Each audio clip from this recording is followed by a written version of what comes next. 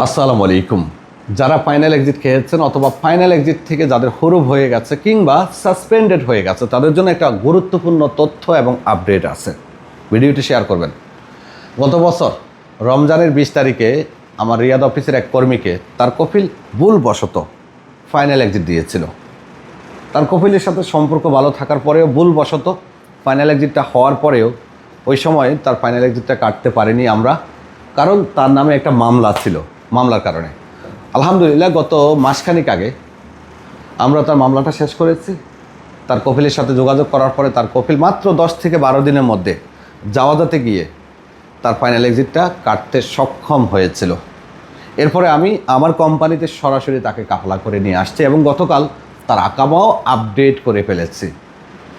ওকে, তো আপনারা যারা আছেন আপনাদেরকে আগেও বলছি, যাদের ফাইনাল এক্সিট আছে একমাত্র যদি কফিল চায়, কফিল যদি চেষ্টা করে তবেই ফাইনাল এক্সিটটা কাটা সম্ভব। অথবা কফিল যদি নিজে কাজ করতে না চায়, সে যদি অন্য কোনো ব্যক্তিকে ওকালা দিয়ে দেয়, ওকালা মানে হলো পাওয়ার অফ অ্যাটর্নি, মানে আমার কাজ তুমি করবা, যদি ওকালা দেয় এক্ষেত্রে ফাইনাল এক্সিট অনেকটাই কাটা সম্ভব। আবার একবার বলি, যদি আপনি কারোর সাথে কন্ট্রাক্ট করেন সেটা অন্য বিষয়, আরেকটা হলো আপনি কফিলের সাথে কন্ট্রাক্ট করলেন, সেটা হলো লিগ্যাল পন্থা। যারটা কাটাইছি তারটাও তার কফিল দিয়ে কাটাইছি প্রায় 11 মাস পরে। তার কিন্তু হুরুবও চলে আসছিল, কারণ ফাইনাল এক্সিট থেকে হুরুব হয় এটা আমরা সবাই জানি। হুরুবও চলে আসছিল, কিন্তু সাকসেসফুলি তার এক্সিটটা আমরা কাটাতে সম্ভব হয়েছে এবং আমি তাকে আমার কাছে কাফালাও করিয়ে নিয়ে আসছি।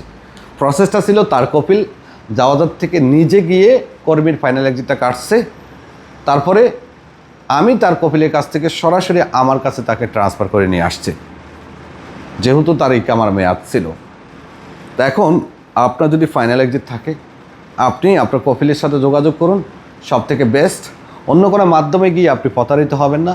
যদি কফিল চায় তাহলে অনেক কিছুই সম্ভব। সৌদিতে কফিল চাইলে সব কিছুই সম্ভব। এখন কথা হলো আপনার কফিল চাইবে কিনা, আপনার কফিল চেষ্টা করবে কিনা, এটা হলো বড় কথা।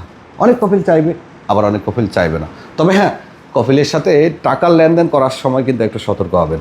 ভালো লাগলে ভিডিওটা শেয়ার করবেন। ধন্যবাদ।